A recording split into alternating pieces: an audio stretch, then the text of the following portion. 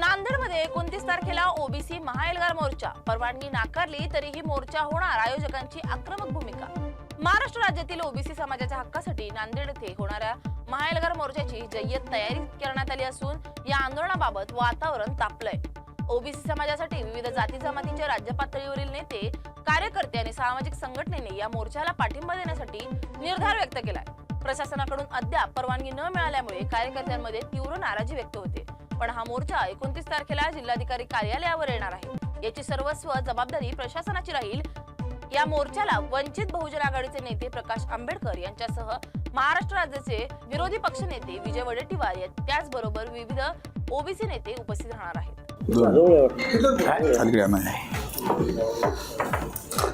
आणि ice focus इकडे camera बोला सर। येणाऱ्या 29 ऑक्टोबर रोजी नांदेडच्या तमाम ओबीसी, भटके विमुक्त, आलितदार, बलितदार, मायक्रो ओबीसी समन्वय समितीच्या वतीने प्रचंड लाखोच्या संख्येने महामोर्चा काढण्यात येणार आहे। या महामोर्चाला बहुजनांचे नेते आदरणीय बाळासाहेब आंबेडकर हे या महामोर्चाला उपस्थित राहणार आहेत याचं निश्चित झालेलं आहे। त्याचबरोबर राज्याचे विरोधी पक्ष नेते माननीय विजय वडेट्टीवार साहेब हे पण या मोर्चाला उपस्थित राहणार आहेत।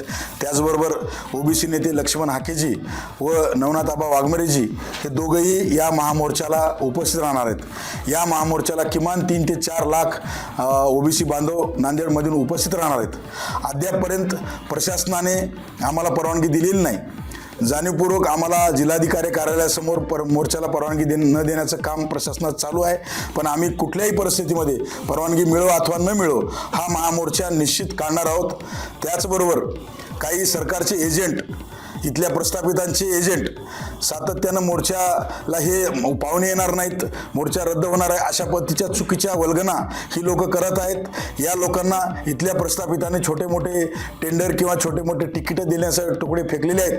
म्हणून असे लोक सुद्धा काही जाणीवपूर्वक मीडियाच्या माध्यमातून दिशाभूल करत आहेत। पण निश्चितपणे नांदेडचा हा महामोर्चा ऐतिहासिक होणार आहे। 75 वर्षातला पहिला ओबीसी महामोर्चा नांदेडमध्ये होत आहे आणि हा महामोर्चा सरकार विरोधी आहे आणि सरकारला आम्ही 2 सप्टेंबरचा तो जुलमी GR रद्द करण्याचे भाग पाडू असा आम्हाला पूर्णपणे आत्मविश्वास आहे।